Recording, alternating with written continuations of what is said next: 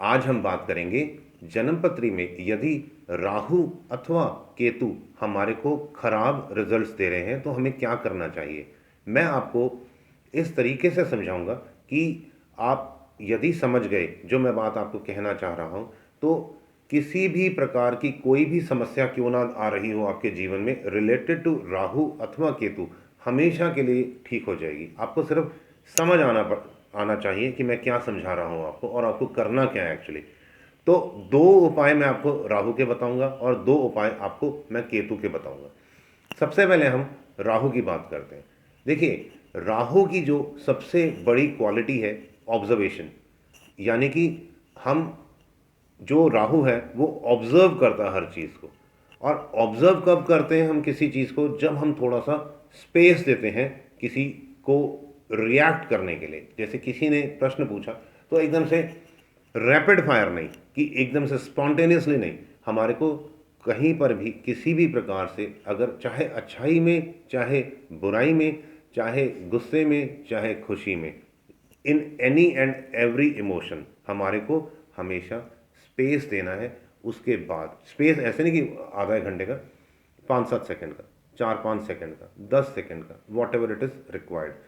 इससे क्या होता है, जब हम स्पेस देते हैं उसके बाद जब हम किसी भी रिएक्ट करते हैं जब किसी को, तो इससे क्या होता है कि उस स्पेस के दौरान हमारे को अंदर से स्ट्राइक्स आते हैं। स्ट्राइक्स कैसे आते हैं, मैं वो स्ट्राइक्स आने से पहले कि मैं एक और बात बताता हूँ, मैं पहले ऑब्जर्वेशन की बात आपको समझा देता हूँ।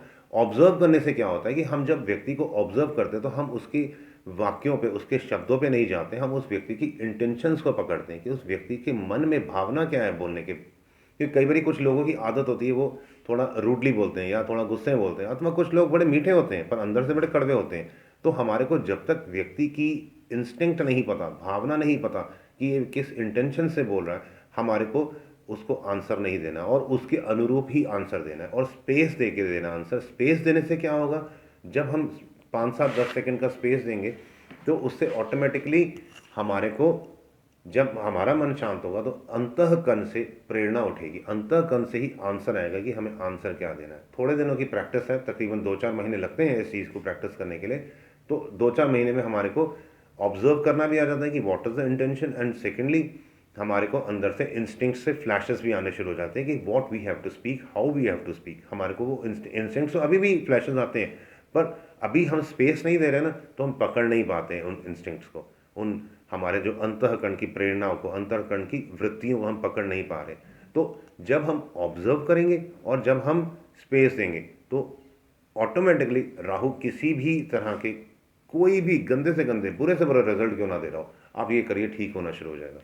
राहु का दूसरा उपाय मैं यदि आपको बताऊं तो, आपने जिसको भी राहु तंग कर रहा है, मैलेफिक रिजल्ट्स दे रहा है, ऐसे व्यक्ति को ब्रांडेड कपड़े पहनने हैं, ब्रांडेड चीज़ें खरीदनी है, ब्रांडेड, सेकंड हैंड कुछ नहीं, सब branded branded branded branded, exclusive. आप ब्रांडेड कपड़े पहनना शुरू कर दो, आप ब्रांडेड घड़ियाँ पहनो, आपके गॉगल्स हैं ब्रांडेड हो, आप जो परफ्यूम्स यूज़ कर रहे हो, आप जो तेल यूज़ करते हो, साबुन यूज़ करते हो, एक्सक्लूसिव, हर चीज़ ब्रांडेड। आपका राहु किसी भी तरह के खराब से खराब रिजल्ट क्यों ना दे रहा हो, आप ठीक कर लोगे, ईजिली ठीक कर लोगे। 15-20 दिन में आपको नजर आएगा राहु रिजल्ट्स अच्छे देने लगे। अब किसी के पास पैसे नहीं है, वो ब्रांडेड चीज़ें कैसे खरीदे, तो जो पहला उपाय है, that is a mother remedy for any type of Rahu problem. आप ब्रांडेड ना ले, पर वो ऑब्जर्वेशन और स्पेस वाला काम करो, सब ठीक हो जाएगा। तो ये दो उपाय थे राहु के। अब अगर हम केतु की बात करें, तो जैसे हमने राहु में बात की थी ऑब्जर्वेशन, ऐसी केतु में होता है लेट इट गो करना। Don't be possessive for anybody. जैसे बार बार मत पूछो ये कितने का आया, ये किस कहाँ गए, क्यों गए, कितना समय लगा। अरे जो कर रहा है वो भी, उसका भी तो अपना कोई भगवान होगा, उसकी भी कोई अपनी अकल होगी। कोई अगर हमसे पूछता है, उसको सीधा बोल दो, यार तुम भी तो बड़े हो गए हो, आपका भी तो अपना जीवन है, अपनी बुद्धि है, आप अपने आप सोचो, लेट इट गो करो। क्योंकि हम जितना घुसेंगे ना, जिनका केतु है, जो राहु वाले घुसते हैं तो उसको रिजल्ट अच्छे मिलते हैं, पर केतु वाला अगर घुसेगा ना, या शनि वाला घुसेगा तो उसको फायदा हो सकता हो, पर केतु वाला अगर ज़्यादा पॉजिटिव होगा तो उसको सिर्फ नुकसान होना है। लेट इट गो करो। कोई अगर आपको गलत भी बोल देता है, लेट इट गो करो। कुछ खराब इंसिडेंट्स हो रहा है, लेट इट गो कर दो। मतलब एकदम से रिएक्ट नहीं मत करो, छोड़ दो, प्रकृति देखेगी, जो करेगा परमेश्वर करेगा, छोड़ते जाओ छोड़ते जाओ। आप देखेंगे जो व्यक्ति आपसे खराब रिलेशंस हो गए, जो व्यक्ति के आपसे किसी भी कारण से मन उठाव है, या तो प्रकृति उसको सीधा कर देगी, नहीं तो वो खुद सीधा हो जाएगा। और अगर प्रकृति उसे सीधा कर रही है, उसके साथ खराब होता जा रहा है, फिर भी वो सीधा नहीं हो रहा, प्रकृति लगी रहेगी। आप अपने काम करते रहो, प्रकृति को अपना काम करने दो। Nature, let nature do its own work, you do your work, let nature do their work. दूसरा पॉइंट, दूसरा रेमेडी केतु का, जैसे अभी हमने राहु के लिए बात की थी ना, एक्सक्लूसिव, लेटेस्ट, ब्रांडेड चीज़ें, केतु के लिए एंटीक, सारी चीज़ें एंटीक पे चले जाओ। आप जितना एंटीक चीज़ें लेंगे, पुराने फैशन के कपड़े पहनना शुरू कर दो। जैसे राहु में लेटेस्ट, केतु में पुराने फैशन के कपड़े, आप देखोगे पहले ही दिन से आपको लाभ होना शुरू हो जाएगा।